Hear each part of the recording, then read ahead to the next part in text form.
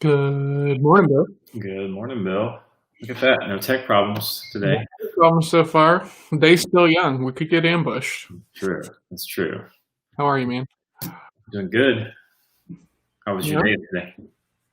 Um, was not really a Thursday, right? We talk about Thursdays being like our productive days. We knock out everything, and I got a lot done. Had another session with the closer, and I think he's gonna just destroy, and I'm ecstatic for it. And he's excited. And we were actually like talking about the offer yesterday, and this offer is one of the best offers I've seen for like real estate agents. Like they're guaranteeing the number of leads, and if they don't hit that number, then you get your money back. Like it's Yeah. pretty crazy. So they guarantee the number of leads, um, but the actual qualified appointments, right? So they guarantee at least 100 leads per month, of which 16 actually or of 16% qualify, right? Because what they have is they have a team that calls these people and nurtures them, like what kind of home are you looking for, how many houses, and stuff like that. And this call team will call and nurture the lead for either 90 days or 180 days, depending upon how much you want to spend. Huh. Yeah. I'm I have no doubt that they can do it. I'm just a little perplexed by with as much competition there is in that arena, how they can guarantee those type of numbers for anybody who wants to sign up. You got to be a realtor. And the leads are specific, right? And we're not here to talk about like a real estate marketing offer, but Right. I just think it's really interesting how people build their packages and how they incentivize people. What they'll do is that if they don't hit their 100 leads for you, 100 Mhm. leads, not qualified leads and appointments, but leads. Okay. If they don't generate the 100 leads for you, then what happens is they give you your money back, they give you all your ad spend back, and they'll generate 100 leads for you for free, just as like saying sorry. It's And pretty crazy. that is all out. And they're killing it. And they're killing it because Of like course they are. all their no, on their ads, right? Because their ad cost is it's guaranteed to be within $3 to $10. Okay. I mean, I can see that. I mean, Yeah. It's you pretty can do it. If you can get at it, it's not a problem. yeah. It's a super solid offer, and it's gonna be cool. I'm excited about it. And let's see, I still have to write my 2 sections of the course. I haven't done that yet. Whoa. Yeah, it's gonna be a busy day today. Okay. Um, Fair enough. I wrote my Sherpa. Well, I started writing my Sherpa yesterday, and then I was putting the one for last week up so that way Melissa could edit it, and I put the wrong one in there. And she goes, "Did you really lose your bill bet last week?" And I was like, "What? No? Why?" And she goes, "Have you seen the Sherpa you put into Trello saying that it was done?" And I was like, I mean, I wrote it, so I think so. I grabbed the wrong link. So I grabbed the one that I was writing for this week and only had one paragraph. Oh, okay. But like she goes, Did you lose your bill bet?" And I was like, and it just shook me like to my core. And I was like, "What? No, I wouldn't lie about a bill bet." And Nice. she goes, "There's only one section done on the new Sherpa." And I was like, "Ah, damn it. Okay, cool." So Hey, do you know what? That's a good reminder to me because it'll pop up here on my calendar here at 9 o'clock. But I've got my Friday focus to write, so I should have done that yesterday. I don't know where that flipped through. That's interesting. Okay. I've got a little bit left to do on the CRM. Like I'm going to be under it. We didn't do the podcast last night. We're going to do it on Saturday instead. So no late night. I think I was probably. I think I still worked until 6, but like I had a little gap in the middle of the day and all that stuff. So all things considered, work time it wasn't excessive. I did want to like try to like pick up my computer after dinner and knock out some work, but that's kind of like a no like in the household. Like after dinner is like family time and stuff like that. And Yes. sometimes it drives me crazy because like Alice is playing with her stuff, Melissa's on her phone, and I'm the only one watching Mythbusters, and I'm like, I could be working right now, like I could be improving. So Yeah. Yeah. That's true. It's all about expectations. So I needed a power shirt today. I need to be like Mike. Nice. Yes, this is one of my favorite shirts because do you remember this as a kid? Like what a marketing campaign, man. right? Absolutely. Gatorade and Jordan, be like Mike. It's got to be the shoes. Like that's some of the best marketing ever. And that terrible song that they wrote, gotta be like Mike. Absolutely. It's stuck in your head, but it's like, oh gosh, that's a horrible song to be stuck in my head. Yeah, those. So they made some special edition Jordans for like this Nike collaboration and stuff like this, and they were white and they had that Gatorade orange and they had that little like annoying thing that like slid up the shoelaces and then was spring loaded, and they were hot, man. Like those were some sweet shoes. And then a few years ago they re-released them, but what they did was they put them in this Gatorade green. So the green. Oh.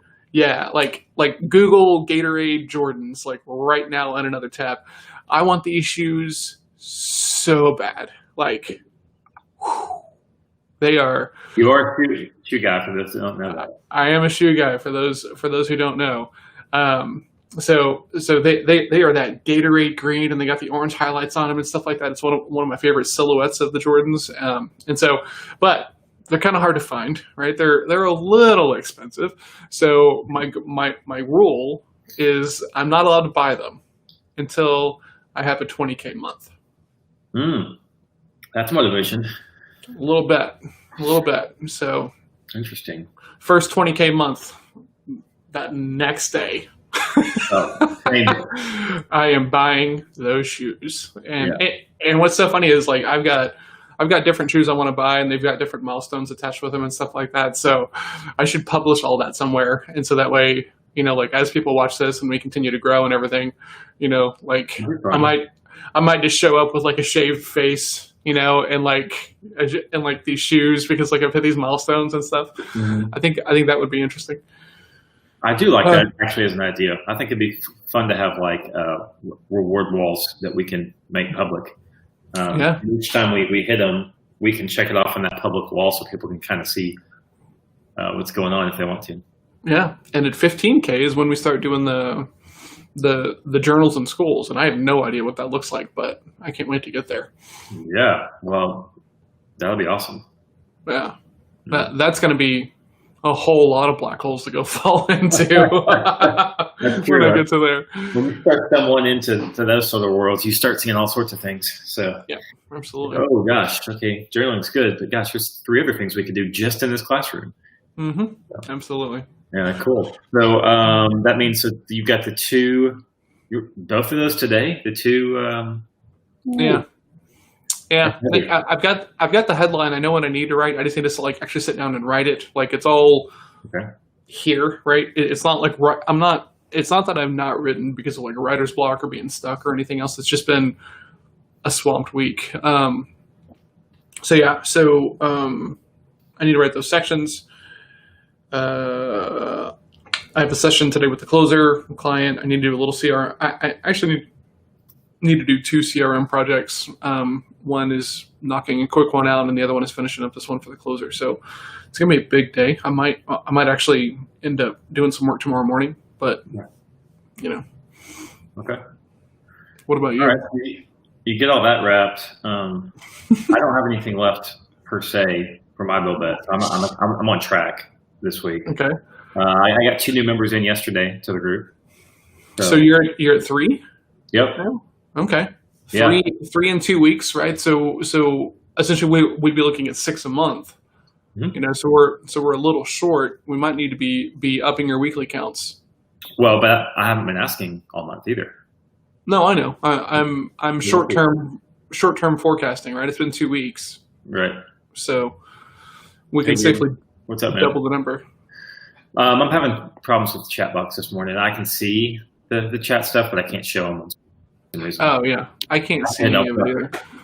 Yeah, I actually had to open up a whole other chat window just to see it. So that's a bummer. So, anyway, I see you, Gabe. What's going on, man? Brandon Sheets is out there this morning too. What's going on, my brother? He's a graduate from college. Oh, that's right. Yeah, you told me about that. Yeah. So anyway, we had a good chat. I'm on pace today to hit that stuff, so that's good. And I think I found a little bit of nuance in my ask that's made it. I'm getting more engagement. Well, I just tweaked a couple, just like 2 words. I replaced one that seemed a little bit more weak. Kind of, you tend to write in passive voice, like just in general. If you just go sit down, you write in passive for some reason. I just changed some of that to some more active wording, and right away I got, it could be coincidence, but anytime you write stronger, it's a better thing. Yeah, for sure. Now I'm looking at the comments. 23 is the GOAT.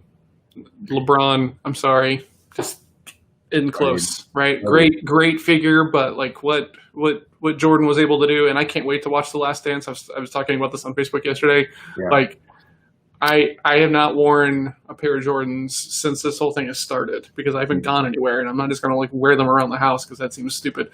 But I promise when I watch this thing, I'm going to have like I might have to like do multiple costume changes like over the course of this thing. Like I might start out wearing this and a pair of Jordans and then swap, and I can't wait to watch them. So it goes through a timeline, so you can yes. You can wear the earlier pair in the earlier episodes, and then switch it up, right? God, in that team with Rodman and all of it. God, it's insane. Like if you think about, we could get off there. Yeah, absolutely. Long way off. Yeah, man. Cool. All right, so let's talk about next week then. Next week, we're in the last week of July. Yeah, we are 4 weeks into our 12 weeks, right? Yeah. So we are 1/3 done. That's right. How's it going, bro? It's going good so far, actually. I've got good traction. I've got a couple people going through content camp that didn't buy it, but just for feedback right now. Okay. So that's good. Haven't sold any yet. So, but I also haven't been pushing it. Yeah.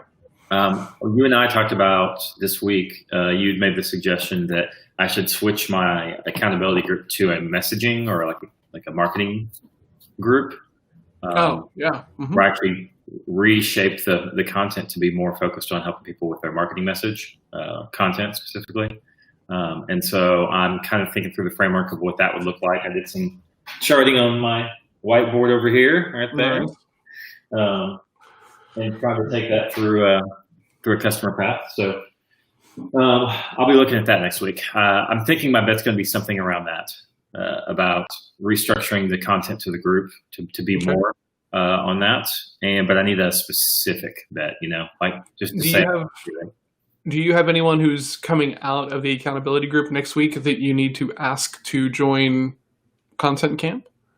Yeah, well, I already have that built in. So I built that last time when I did edits to the group. Okay. So the ask is built in now. But the difference this time is the content all the way up to it should tee up that ask, right? Instead of being like a group that's like, you're here, we're going to, whatchamacallit, ask at the end because it's the end versus there'll be an actual thought process of, okay, I'm thinking about this. Okay, I need more of this. Okay, now I'm going to talk to Jake, and we're actually going to talk about working together. Versus, oh, this is cool. Oh yeah, I might do that. How much is Content Camp? $297. $297. Okay. So yeah, and then I think was it like a month ago you were telling me as part of it to set up the call. A couple of days before something, like to be talking about whatever happens. That way, when I reach out, it's like we've already set this up, Yeah, I think there's an important point here, right? And I'm not trying to put you on the spot, but I'm curious. I feel like you're trying to automate and market an offer that hasn't produced, right? Okay. So. Like I've always thought about it as like the first like couple of these things you need to like do manually, right? More or less. So that way you figure out like really what's going on. And then you can put the marketing behind it and drive down the cost and really kind of like make it big as you want. Yeah. But, like your thing is, you're trying to use software to scale. And I think you need to be focused on the conversational side of this thing, right? Like, I think I'm trying to do both at the same time. Okay. I'm trying to use the software side and the scale side while I'm working out the offer so that it'll be ready when the offer is good. Yeah, because I think there's a lot to be said in the marketing, right? If you have the first dozen or so of these calls, you'd be like, hey, like how was the accountability month? Man, it was super solid. We got a lot done. Okay, awesome. Great. Awesome. What else is on the agenda for this quarter or for this month for your marketing? Well, we need to do this and this and this and this and this. Okay. I have another level and I can help you out a little bit more, right? Would that be worth a conversation? Yeah. Okay. You just went through this month. I'm curious, why wouldn't you just go through another accountability month with me? Do you think you need more of my help? Well, maybe. Okay. Right. I appreciate you letting me know. A lot of people have the best intentions and then they get sidetracked. Are you concerned about that? Well, yeah, I'm a little concerned. Okay, awesome. So if I could work with you and hold you accountable and make sure this gets done for you in a more structured version than what we've been doing, would that be helpful to you? Well, I think so. Okay, cool. Could we talk about it? But I think you're trying to like I would be so focused on trying to have that conversation with everybody who's coming out of the accountability camp. I wouldn't even be worried about like a automated marketing offer around the thing. Yeah, no, I see what you're saying. Yeah, that makes sense. I agree. I think I'm just trying to do both. Okay. Yeah, no, it's good. It's good advice because it's the same thing. Like I was editing a podcast from the Quirk side yesterday, and the guest was saying he went to something called Startup Camp, and he's like, one of the biggest lessons that everyone has to learn that comes to Startup Camp, no matter how experienced they are. For some reason, everyone forgets you got to go sell something first. It doesn't matter, your vision statement, your logo, your website, like all of these things. Go sell something today, and go sell something tomorrow. And then when that starts working, then we can really spend some more time on, all this other stuff or whatever. And you can keep working on it. That's fine. But here's the deal. You got to sell stuff to stay in business. So same idea. Yeah, absolutely. Yeah. And it's the thing that we talk about all the time. There's a reason why, and what's really weird, and we'll talk about this more in a second, but I'm curious.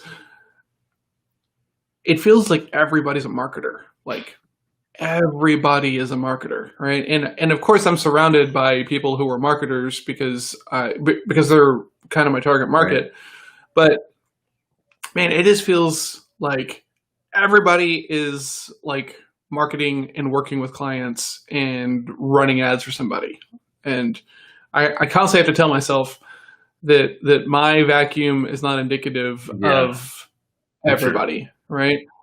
And like, it's your market. You said it. It's your market. So that's who you're around. It is. But the thing that I'm noticing is like, that's not the best market for me. Right. Like, because obviously if you're savvy enough that you're running some ads for some people and stuff like this, me setting up a CRM for you is not going to be that big of a deal because, you're fairly intelligent. You've been around for a while and stuff like this. And not to say that people who don't use the CRM are not intelligent, but there's a skill set there, right? That's already in place, right? I mean, if you're running ads, you're thinking about data. Hopefully, you're thinking about A/B testing. You're thinking about all this stuff. So, what I want to help are the companies that are not so tech savvy, right? Because they're going to be blown away by, we can track all this stuff and the emails. Absolutely. Yeah. Right. I do content marketing for content marketers. It's like, no, dude, go help the people that have no idea what the word content marketing means. Hey, do you want to get more clients through the web? That's called content marketing. Mm-hmm. I agree. I think that's, it puts you in this weird space that when you're always around your own type of people, you're always comparing yourself to them instead of listening to your customer. Necessarily, it's not always true, but like, I think it's a trap that a lot of us fall into, is especially people that enjoy sales and marketing. Like if you spend more than 5 minutes comparing yourself to someone each day and what they're doing versus what you're doing, your focus is wrong. So I even on my board have entrepreneur are my people, not my target audience. It's on the bottom of my whiteboard to remind me. Because I tend to be like, oh yeah, this dude's an entrepreneur. Let's get in there. He's got an idea. Let's do this thing. And it's like, nope. That's funny. I like that you have to strip that out and notate it in a way so that way you don't get like lost in it, right? Because I kind of, there's so many small sales teams, of like 5 or less that are not running on a CRM, and everybody's doing their completely own thing. The company has no idea what's being sold when and what the forecast looks like, and they don't even like understand that there's KPI concepts and stuff like this. And it's just like I can help those people so much. The savvy solopreneur marketer person who's really really like already into tech is gonna be able to figure this stuff out a lot, right? And so I need to figure out how to get in front of those kinds of people, and I'm not really sure because it's probably not going to be on Facebook. No, I've been thinking pretty hard about YouTube. I'm actually doing a little bit of testing over on YouTube as well. Ooh, okay. I really think YouTube's kind of the thing. You think so? Well, from an ad standpoint for sure, but organic, it's a little different situation. But more to come on that. I'm doing some actual pre-roll ad testing with Quirk because I've been thinking about it.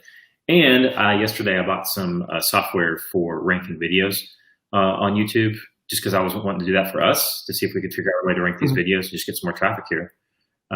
And so, more to come on that, because YouTube has become Google almost for people who are just looking for solutions in a lot of ways. And that's true. If you take advantage, because Google's almost become directional in nature of like, Google, point me to this thing, not, I wonder what's available out here. I'm just going to browse for a while. Google used to be browse. Now it's like, I need this specific 6-word phrase. I'm going to type this into Google, right? And voice search, right? That's what voice search is.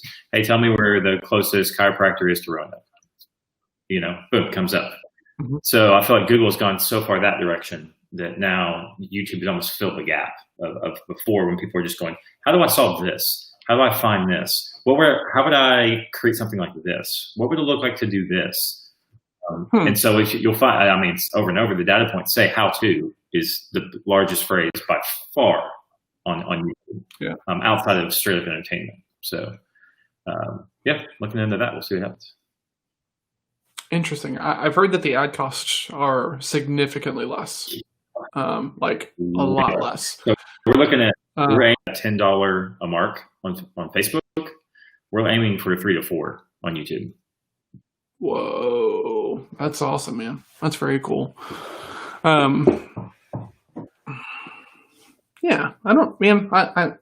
do you feel about this week? Like, do you feel good about it? Upcoming or this past week? This past week, yeah. I feel pretty good about it. Like, it didn't feel like energizing or inspirational, but like the things I got done, I thought were good, and I'm moving in a good direction. You know what I found? I was thinking yesterday about how I could take something out of this week that was like a nugget into next week, not like a task or a strategy, but like, what's something this week that I felt about my business that I could take into next week and be better about. And I'm still on that,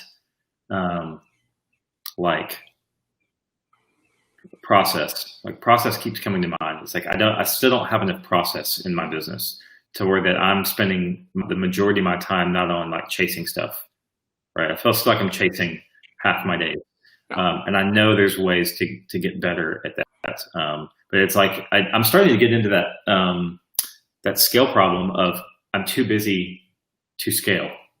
I'm trying to keep up with what I've got going on, but it's hard for me to slow down enough, which is why I think subconsciously one of the reasons I wanted to see if I could do 9 to 4. Because if I can do 9 to 4, then from 8 to 9 or 4 to 5 or something, then I can work on my business, right? If I create that habit, that gives me space over here. Because I don't have enough money just to go delegate all the things I don't want to do right now, right?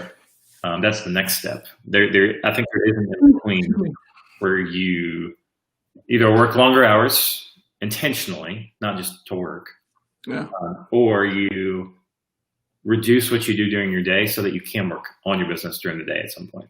Yeah. I feel everything you said. Like I feel that exact same way, and it's funny because I was talking the other day about doing these like semi-cheap setups, of just like turning it into like a productized assembly line essentially. And the next day, a friend of mine sends me a link to an ad of somebody who does almost the same thing, right? It seems like they're giving away their agency access to Go High Level for $27. And I'm like, $27? Like, that seems crazy. And and to be sure, right? It's a ClickFunnels offer, so there's probably some one-time offers and some add-ons and stuff like that. So you probably end up spending, a little bit, but then I'm like, I could do the same thing, right? Like more or less, right? Like I don't want to. Well, offers. So yesterday, that YouTube video, right, that I bought yesterday, it is the old school ClickBank style. It's only going to cost you, it's $97 / through $17, and then I get to the upgrade. If this one time you only see this once, you can get our pro version for $37. Yes or no? No. Oh, okay. Are you sure? Okay, we'll give it to you for $27. Okay, so now you have $27. I got 4 offers before I got to the cart, right? Yeah. I hate those offers as a consumer. I hate them. Because, okay, this is really important, right? Because the more that I get into the Brunson stuff, the more that I'm like, this makes a ton of sense, right? Because like, from the owner side, it absolutely does. Because when I first found that concept, I was in love with it. I was like, oh yeah. Add, blah, blah. Those that don't want it won't take it, blah, blah. But as a customer, it's so frustrating to get to the cart. I've literally abandoned purchases when they have keep adding offers because I'm so frustrated. I just want to buy your thing. Yeah. I get that. Like sometimes some of these offer stacks, like they're just excessive, right? And they're annoying. Because like, one of the guys who I follow, right? Like he'll put out an offer and it's complex and it's like, well, how about this? And then it'll downgrade and then this, and then it'll downgrade and this, and it's just like, right. So you can have some fatigue there. I think right. You know what it is? I think I know where the problem is if the offer only feels like it's stacking for the purpose of stacking, it's not actually a real line that goes, this is a lot more work for us, and we'd be happy to offer to you this one time for this because we really want you to succeed. Mm-hmm. That's an offer stack I can get behind. It's when it's just like, ding, ding, ding. Well, I think it's got to be purposefully built, right? Because like, we're I'm thinking about doing this for like my stuff, right? And just running ads to it. Brandon says, I always bail out if they keep hitting with the counter offers. Yeah, I mean, that's true, right? And sometimes I've got lots of little pet peeves about some of this stuff, but like for me, like if we do awesome, like take our survey and figure out which CRM is going to be the best fit for you and your business, right? Like or something along those lines, right? And then we say, okay, awesome. Would you like to use one of our CRMs? Okay, well, maybe. Okay, how about if we set it up for you, right? And then, okay, well, if you don't want us to set it up for you, how about all the documentation about what we do for all of our clients over and over and over again, right? So like that to me makes sense, right? You don't want us to do it. We still want to see you succeed. So here's a downgrade offer. What drives me crazy is when it's the same offer, but you're just marking it down because you're just trying to like sell it to me. It devalues the offer. Yeah, it does, right? Okay, so this was $150, and just because I click no, it automatically goes down to $75. Like you just knock it in half. Like if I like it and I tell my friends about it, I'm gonna say, hey, hit the no button, you'll get $75. Exactly. Yeah. You've devalued the offer. That's I think another thing that inherently I really dislike. And when it comes to selling too, look, we've talked for years about this, doing selling on value, not on price point, like racing to the bottom and all that stuff. Yeah. Is like if you're going to do that, there's got to be a really good reason you're discounting this thing, and it's got to be. And even like so, I was working with a luxury brand recently, and they were talking about doing coupons and doing all these different things. So I was like, look, you're a luxury brand. You can't look like Walmart or Costco. Then your stuff's not worth crap. So what you need to offer is loyalty incentives. Still give them things, right? But like when they buy, say, hey, we're so happy that you're part of our group. Would you like to be one of our exclusive rewards members? Oh, that got me recently. There was an ad, and it was like become a beard ambassador. Right? Did I tell you about this? No, you're just all in on the beard. I love it. It's just, No, you're living the real beard life now. I can see like this 12 steps of beard like unfolding before me. I have a funny thought about that I want to ask you about. But so it's like it's like, hey, like, did growing a beard like change you? And I'm like, yeah, pretty significantly, right? I mean, timing and therapy and like everything else, Right. It's just the outward. Exactly. And so they're like, yeah, and now it's just like, well, you get 15% off as one of our ambassadors. And I'm like, God, it's so good. It's so smooth. Oh yeah. They're hitting that base level. And in every one of the photos, like these dudes are just like magnificently bearded, like Viking looking men. Yeah. And I'm like over here, like, come on guys, come on. Yeah, exactly. I just got the one.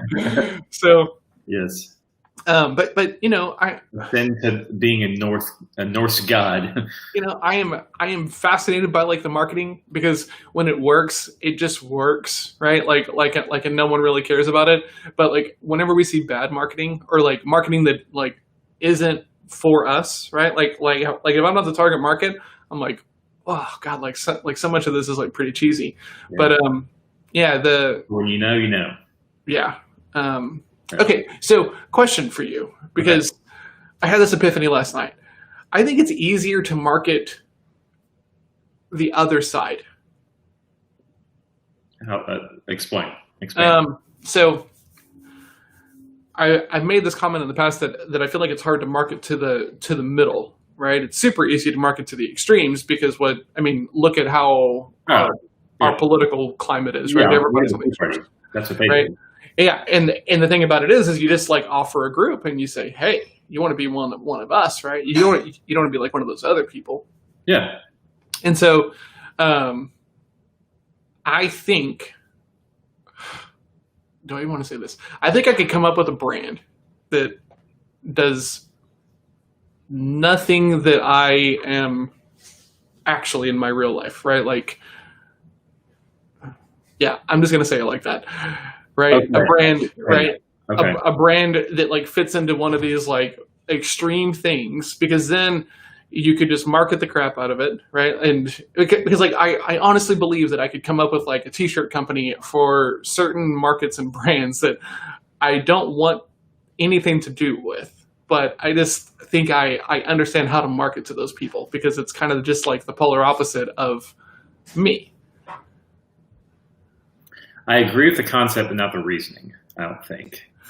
Well, okay, so I think it's always easier to market outside of yourself, because you get to be the one on the outside observing in and going, exactly. Oh, look at all those things happening. Mm-hmm. Yeah, I think that's legitimate. Like I totally think that I could create one of these companies that makes like the like grunt style or grunt, like I think I could totally come up and have endless designs and market the crap out of it and stuff like this. And I think that part of the reason why is because I'm so disconnected from that market that like I look at it almost like a lab experiment.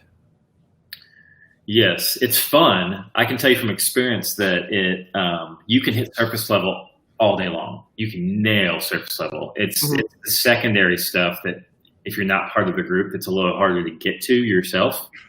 Sure. And because I have very striking thing, one specific agency client in the past that I could not stand them, or what they stood for, or the thing that they were selling. All of it was just garbage. I was like, nope. But I was the marketing director, and I had no choice in that. My agency, got hired and was getting paid, and so I did the same thing. It was like a science experiment for me. I was like, can I figure these people out? Can I tinker in their psychology? Yeah. And the hardest part was I could get them to level 1 and sometimes maybe level 2, but to get past that, it was like, I just don't think I get them. I don't get their motivations. So, and even when I thought I did, it wasn't working. So, it's fun though. You're a geek, you're a straight nerd for marketing and sales when that sort of idea has appeal to you. I'm going to try and market to somebody I cannot stand. I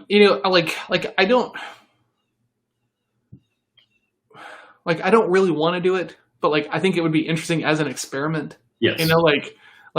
Science is fun. I wouldn't want to run one of those businesses for like forever, but like I really think that I could come up with like a handful of like t-shirt ideas and slogans and stuff like that would appeal to like certain pockets of markets that like are not me, and then treat it just like a science experiment, right? Whereas like trying to market to the people like me, right? Yeah, I don't really know. That might be head trash. Like I'm okay with the idea that that's head trash. I don't know. I think it's a fun exercise, is what it is. Yeah, absolutely. It would even be worth like picking up an Instagram account around one very specific sub niche and making t-shirts for it or something.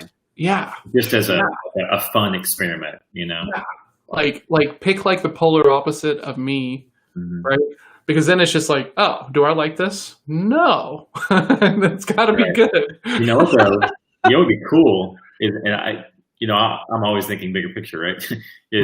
It would be a fantastic psychological experience to better understand your opposing viewpoint. Yeah, absolutely. You would have to get into their head and their shoes.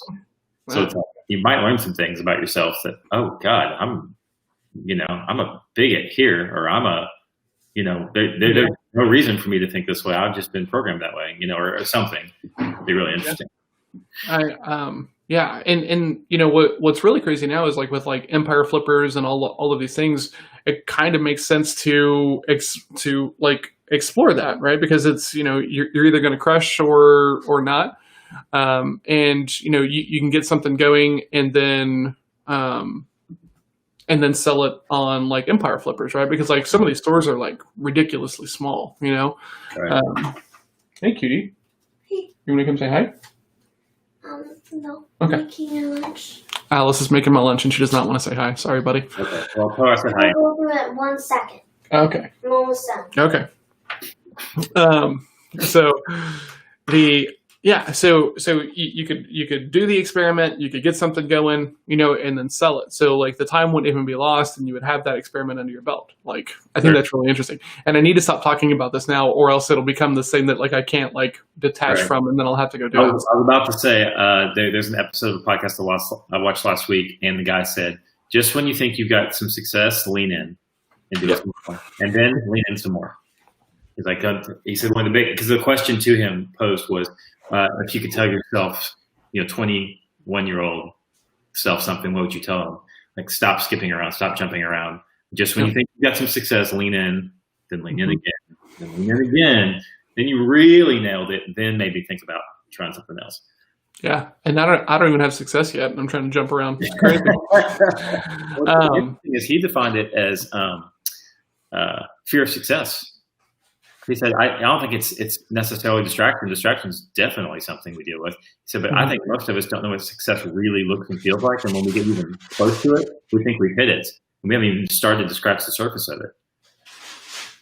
So, yeah, that's fair. Yeah. I don't know. We need to change like subjects, because the more we talk about it, the more I'm like, ooh, this could be a good idea. I don't have time to do any more experiments or science. What's our best for next week? What do we want to do? Let's look. Let me look at the calendar.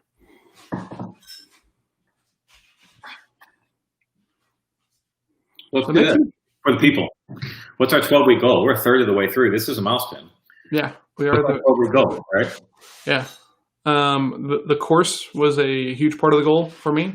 That was honestly the majority of it.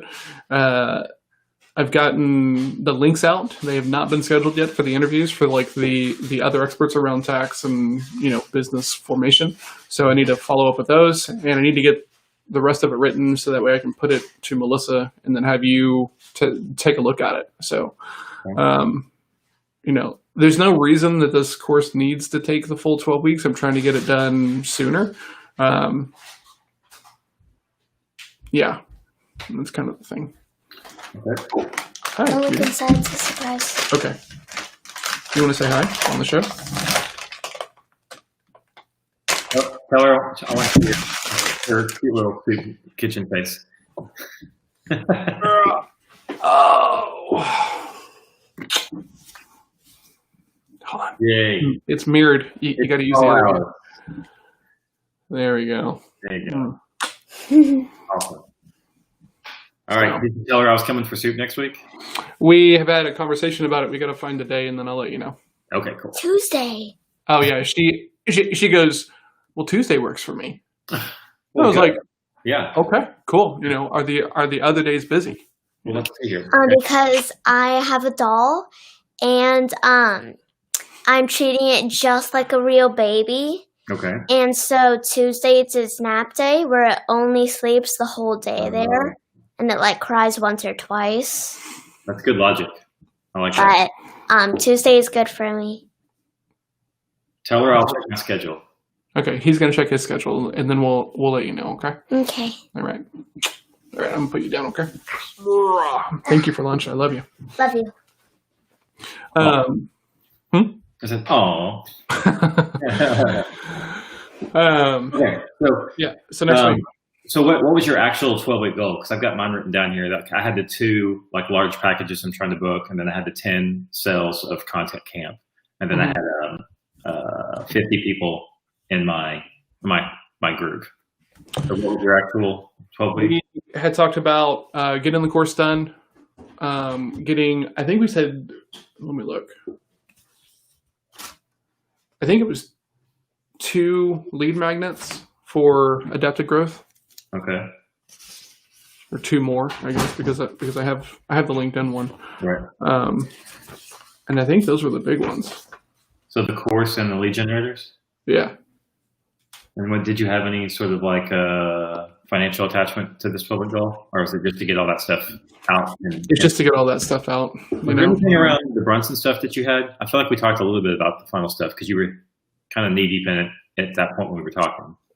I don't know. Okay. I don't think that we put that as part of the 12-week goal. Okay.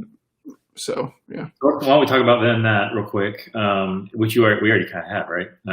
You are almost done with the course, right? Technically, that's your build out, which is to get it all on paper this week, right? Well, two more. Oh, for the week. Yeah. Yeah. 2 more sections need to be like first drafted and written out. And so I've got the outline is done. So I just need to sit down and be like, okay, cool. I'm writing about this topic today and knock out the words and then ship it off to Melissa. And Okay. Yeah. And so how much do you have left total for the course? For the course, I need to check actually on one second. Okay. Because if it's basically that, and do you have the 2 lead generator ideas or planned or anything like that? Not yet. That's the 2/3. That's the other. Yeah, I'm trying to let Melissa drive as much of that as possible, and we have a new hosting client that was a bit more of a bear than we thought it was going to be when they first came on, because they'd been hacked, and so we had to go in there and fix a bunch of stuff, and so she's a little stressed for this week because of that. So There's plenty of time. yeah, we're trying to get through all of that. Where is this thing? Oh, here it is.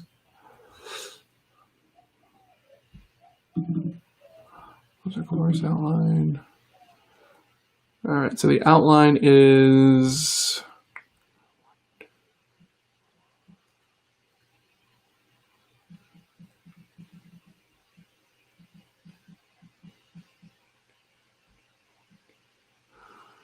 I have 14 chapters in here. That might be a little much, but the sections that I've got in here is like a welcome, right? And then I've got the guest spots, right? Business setups to protect yourself, right? If you're going to be a 1099 salesperson, and closer's guide to like managing taxes with my like CPA. So those are the 2 like outside specials. Yeah. And then the other chapters are intentional selling, which is what I've already written. The sales mindset, which I've already written. And then I've got trust versus like, the big 7, framing, elephants in the room, KPIs versus results only. Okay. Tracking your performance even if it sucks, looking for closer opportunities, managing the relationship with the owner. So. Okay. Cool. Well, so that's I think that's an important stake we can put down this week. We know where we stand. We know where we're headed. We know pace wise where we're at. Yeah. I've got potentially one of my 2 big ones booked for August, so that would put me halfway to my 12-week goal for the big one. Nice.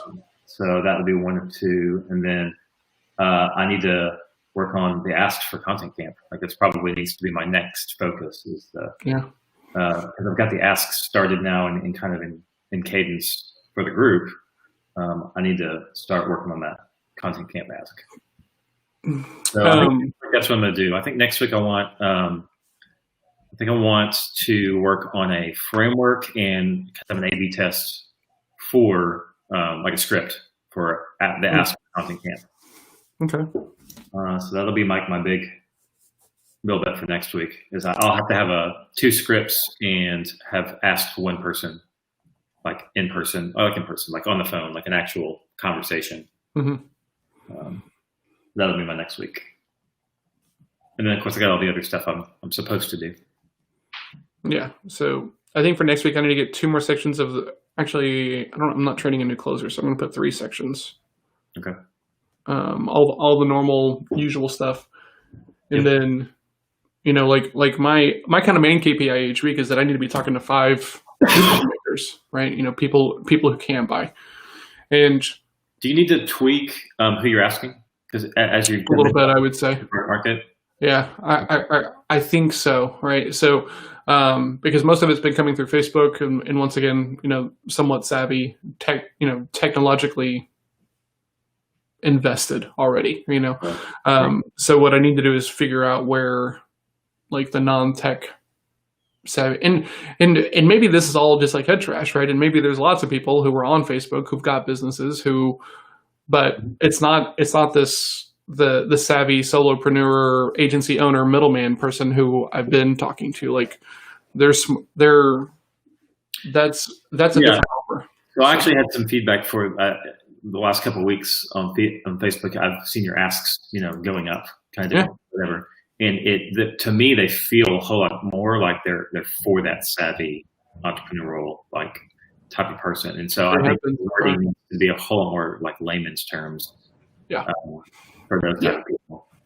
Yeah, all the content is very positioned around look, like you're smart, you're savvy, you're out here on your own, and you just don't want to handle the sales part of it, or there's a part of it that you don't really like. Let's talk about it because we can figure out a way around it, right? Whereas if I shift the market a little bit, it's going to be much more about, improve your sales, just by tracking, and stuff like that. But it's weird because, I just had this epiphany. Tell me, please. This is where this is going to be hard for you. That doesn't allow you to be clever, John. As often. I know. Yeah. It's really simplistic. Yeah. It's like, there's not enough sales for you? Let's track it. That's not clever. That's boring. But that's not work. Right?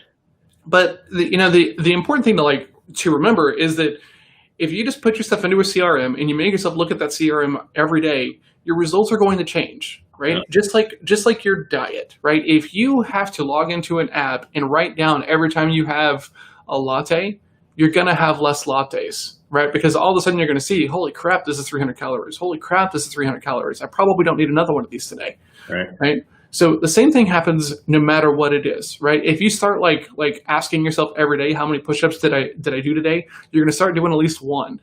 Yeah. Right.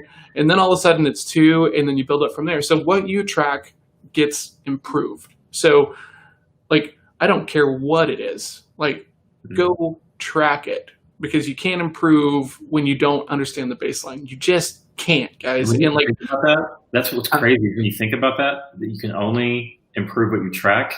Think about how much time you have to spend to accurately, even with apps and stuff that's really easy to do, to track the things you care about means you have to do less other things because you have to take the time to track the things you care about. So that might knock off 1 or 2 of the distractions out of your day just by the sheer fact that, okay, I'm going to commit to tracking. Well, guess what? You can't spend 2 hours on Facebook anymore. You only have 45 minutes of spare time. So it's the whole addition by subtraction concept. So that's like, to some people, You know. Well, and that's why all this stuff is so important, right? Like that's why the KPI is ridiculously important, because what you are focused on gets done, like, and what you're held to gets done, right? And it was funny because last week I asked, like, hey, what does accountability mean to you? And it was a pretty wide range of responses, you know. But there's, you know, what is in front of you gets your focus, and what has your focus gets done. Like that is it. So if there's any part of your life that you are not happy with, start tracking it. It will force you to start looking at it differently. Like journaling, right, is a great thing of that. So start tracking your days and being really honest with yourself, either like in the morning or in the evenings. But, you know, be really honest with yourself. Stop hiding behind not tracking. I'm going to add this to my build up this week because you've inspired me, because I haven't been journaling. Oh man. Not consistently. But I have this end of day journal that's really good. I really like it. And I haven't been doing it. I just haven't. And I don't even know why. I think it's just laziness. I think it's just like I'd rather go sit down and do something else at night than, you know, whatever. So that's my build this week is 7 days. Every day I got to hit this. Nice. I love that. I've been writing, you know, in the evenings, and what's different is like my mindset is so different after I write. Like I'm fully present. I'm just chill, you know, and everything else like this. So what I want to start doing, right, is because I've built in some like affirmations at the top of it. So I think that what I'm going to do is like in the mornings, the affirmations, some questions just to get them out of my head and down on paper and stuff like this, but do like the bulk of it of like the deep work and stuff like that still like in the evenings, but try to get some of that mindset that I get after I journal into the beginning of my day, because I feel like it sets me up for more success. Yeah, absolutely. That's all stuff for people, unless they've tried journaling or something along those lines for any sort of extended period of time, meaning more than 7 days. Yeah. Just don't get it. Yeah. Don't get it. You know, you need, I mean, so the study that I always talk about is that if you can meditate for 9 minutes a day for 21 days, the average person starts to realize difference around them, right? And how they perceive, you know, conversations and issues and stuff like this. So I would make the same bet, right? If you write 1 page of questions, just like whatever comes to mind. Why am I writing this? Why would I not? You know, and you just stream of consciousness this. If you're not thinking differently about like the world around you and how you hold certain things after 30 days of doing that, I'd pay you $150. Like, I mean, I just don't think it's possible, right? If you're taking it somewhat seriously, you're going to do this thing. But yeah, you know, track stuff, right? Like I know that people aren't really wired for it a lot of times, but if you want to improve, means that you're not happy with where you are right now. And this is in any capacity, right? How you look, how you sleep, how you date, how you work. Start tracking the things, and it'll make you accountable on a whole other level. Yep. And I think some people claw back a little bit at if you want to improve. It's like, well, I'm good enough now. You know, like I want to be better, sure, but I know people like that. That's what I'm saying. That no, I know, but people. But like I'm thinking, even like, hey, if you want to even live with more purpose, or if you want to live even more boldly, or like you'll pick your adjective. Mm-hmm. That's the point. Is what you track is what changes. Right. It's the Drucker quote. What gets measured gets managed. Right. Okay. Cool. Well, what do we want to end with? Our hour. Yeah, we're coming up on the hour. You know, I'm going to do the 500 again for next week. You know, we had talked about your bet, I think, being you had to grow your hair out if you didn't finish it, but you finished it, so you're good there. Good job. Yeah. And you said it was a 30%er. No, that was the week before. Yeah, a week before that, yeah. For $50. I told you I was going to start tracking just like you were on my winning. Yeah. I'm at, well, assuming that I get everything done today, I'm at $500 right now. So this was a $500 week. I don't really know that it was a 30% week. It's probably maybe 10, right? I think we both talked about 10 this week. Yeah. So, so that'll put me at 550 lifetime BIL bets. Nice. Yeah. So what are we doing for this week? Are we 10, 20, 30? I don't feel uncomfortable about my bet at all. I don't really either. Like, and part of me like wants to make it so that way I do feel uncomfortable about it, but I also want to make sure like this is the most important stuff. So in writing 3 sections like next week on top of everything else I'm trying to do, because I'm wrapping up with this client, and so I also need to get a new closer client. So I need to be doing some prospecting and looking for people who want to do that. Well, let's talk about this, because I think we'd be in agreement that we need to be uncomfortable every week. And we can write off that, this is important, and I completely agree. But if we were to be like straight with each other, we need to be uncomfortable about something we're doing every week if we really, really want to hit the things we want to hit, right? Yeah. So how can we make it? I don't know if it has to necessarily be the specific BIL bet that has to be uncomfortable. That's a good place to start. But what can we do this week to be uncomfortable, I guess, you know? And make it easier for us to tell each other. Like, what could I do this week that you would see would be uncomfortable for me? I mean, that's kind of the reason you have relationships like this, right? Is like, yeah, for sure. tell me where I'm playing it safe, but and vice versa. I don't know. Can we think on that? Because like, I think I need to sit and stew, and you know, you might already have something like tip at the tongue because I'm a flaming dumpster fire. Yeah, I don't.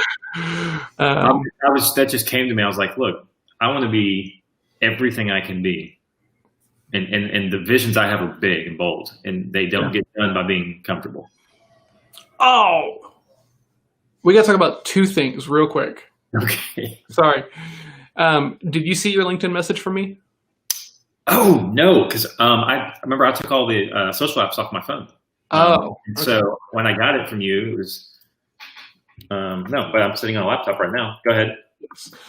So I got access to this tool, and what it allows you to do is it's like a Chrome extension, right? So what happens is this little sidebar opens in the window, and when I'm looking at someone's profile, I just hit the @ sign, and what it does is this tool goes and picks some stuff off of your page, right? So I sent Jake a message yesterday that said, Jake, this is a test message using a cool new piece of tech. I'm using this with you because of your history as Chief Clarity Officer at Quirk Advertising. How is Blessed by Networking going? I'm writing this whole thing from a window, and I didn't look at your profile at all. Interesting. Yeah. Okay. So what's really cool about it, right, is you can, when you hit @ it brings up the shortcut window, right? And so some of the shortcuts are like name, city, position, but you can also add groups. You can also add shared connections. You can also add all kinds of different things. Okay. And that's a yeah, and I got connected with the guy who's building it, right? And he works for some other SaaS startup or something, and so this is a side project. And so I was like, man, like this is legit. I want this, right? Because then what you can do, right, is you could easily outsource that. Like, okay, I need you to send 15 messages a day. Every one of these messages needs to have 5 unique things about them, right? Pulling from the profile and stuff like that to make it more targeted and things like this. And he was like, yeah. So then he kind of disappeared on me because, they were kind of getting this thing ready to launch, and it's pretty freaking fire, man. It's pretty awesome. Like I know Jake really, really well, guys, but I wanted to send him a test message because, I wanted to show him this thing. I literally landed on his profile, opened this tab, it slid over. I put @ first name, and I put, hey, this is a test message, right? And so I added all the uniques in that message just by like adding and selecting the right one and then putting a little bit of fluff around it. Interesting. Yeah. Okay. Cool. Well, you may have to hook me up with that so I can play around with it. Yeah, it's pretty legit. Okay. Other thing.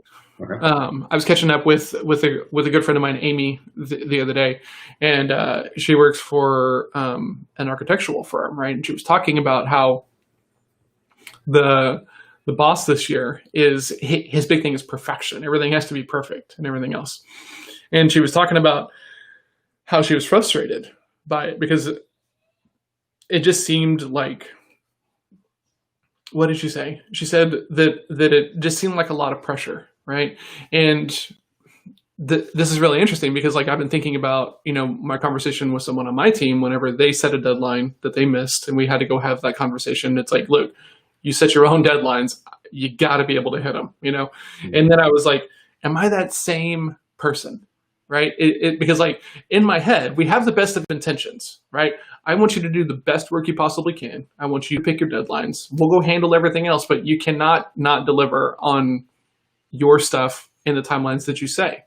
So I feel like I'm not this kind of boss, but I'm aware that my intentions might not come purely out of my mouth the same way that I'm thinking about them, right? Because there's a perception problem sometimes, right? So when I was talking to Amy, I was like, hey, hey, am I this guy? Like because I have really high standards of the people that I work with, right? Like I want to be able to count on you. I don't want to have to worry about it. And I don't really want to have like the same conversation more than once, right? Like take good notes and figure it out.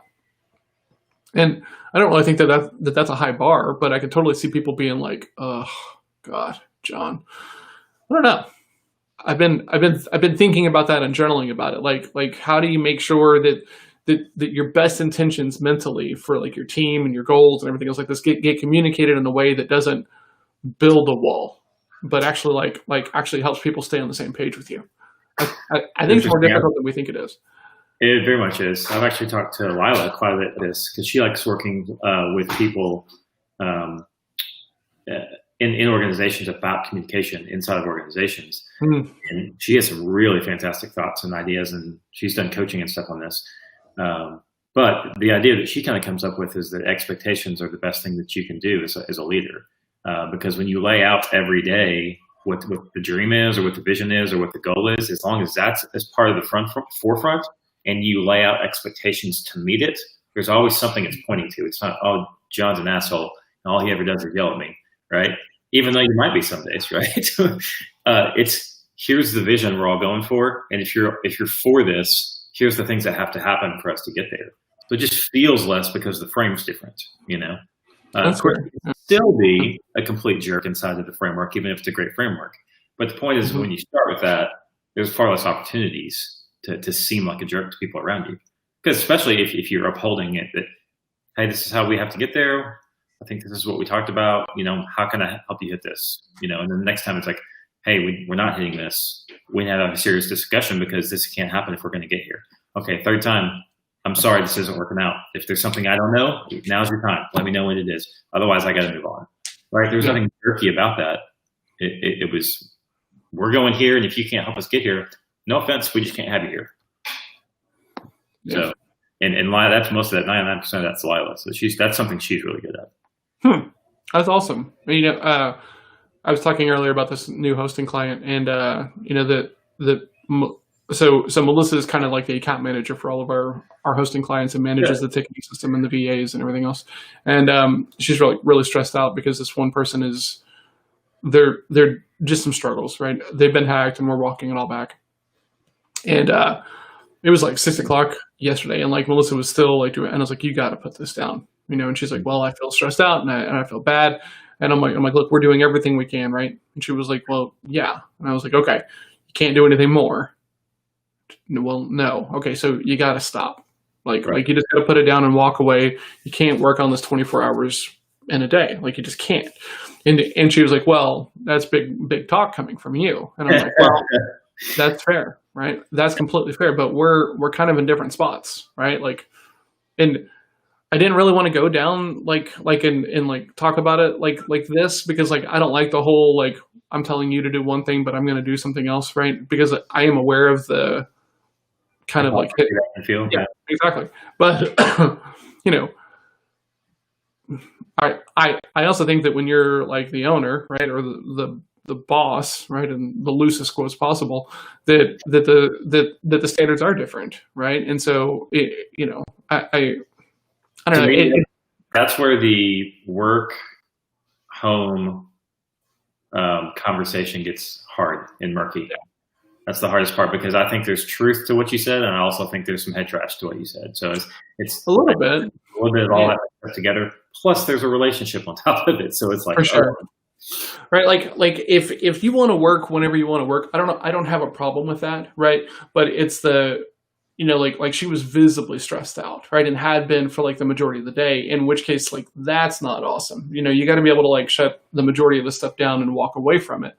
And that's what I told her. I was like, look, here's the deal. If you can't like turn this stuff off and quit and like be regular Melissa and not stressed out Melissa, I can't let you do this anymore.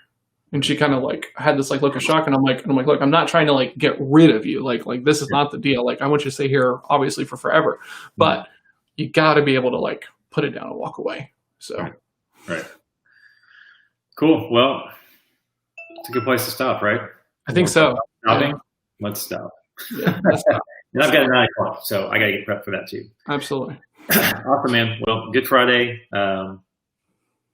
I know you got those 2 things in you today, so on Monday we'll be talking about victory, right? Yes, right. I'm not paying anybody. I don't have the money to do it, so. Right. I have to do that. Yeah. So I got to finish Sherpa. I got to write 2 sections. I got to finish this one CRM build at least today. The other one I might do tomorrow. It'll be a quickie one, I think. Okay. And then it'll be good to go. Awesome, man. Well, let's go do this. All right, man. Go kill